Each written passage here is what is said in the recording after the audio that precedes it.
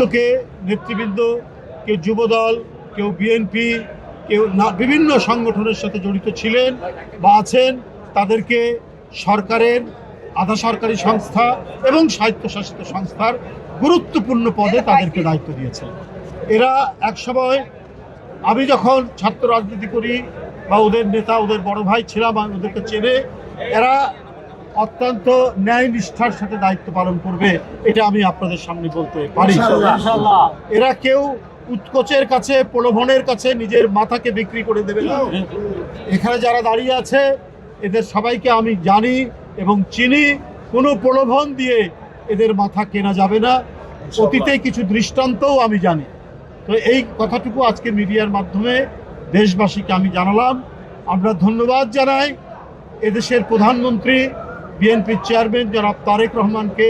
তিনি প্রত্যক্ষভাবে সুদূর লন্ডন থেকে আন্দোলন পরিচালিত করেছেন।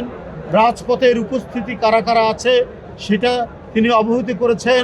কার কীরকম নেতৃত্ব রয়েছে সেটা তিনি জানেন এবং সেই অনুযায়ী তিনি মূল্যায়ন করছেন, বিভিন্ন পদে দিচ্ছেন। এরা অত্যন্ত দক্ষতার সাথে দায়িত্ব পালন করবে এবং ওই প্রতিষ্ঠানকে অত্যন্ত ভাইব্রেন্ট, ওই প্রতিষ্ঠানকে, যে প্রতিষ্ঠানের দায়িত্ব দেওয়া হয়েছে সেটি কি সচল, সেটা যদি রুগ্ন হয়ে থাকে সেটাকে সুস্থ করে দিবে বলে আমার বিশ্বাস। ইনশাআল্লাহ। বন্ধুরা আমার, আপনারা জানেন এই 4 মাসের মধ্যেই বিএনপি চেয়ারম্যান, এদেশের প্রধানমন্ত্রী জনাব তারেক রহমান সমাজ কল্যাণে, সমাজের উন্নয়নে অনেকগুলো পদক্ষেপ নিয়েছে। সবাই জানেন ফ্যামিলি কার্ড, কৃষক কার্ড, এমনকি হেলথ কার্ড করারও অঙ্গীকার তিনি করেছেন। আর তারেক রহমান যেটা অঙ্গীকার করেন ওটা বাস্তবায়ন করে ছাড়েন। এইটা তারেক রহমানের নীতি, এইটা তারেক রহমানের রীতি। বলেছেন খাল কাটবেন, তিনি প্রধানমন্ত্রী হওয়ার 3-4 দিনের মধ্যে থেকেই তিনি সেই কর্মসূচিটি নিয়েছেন।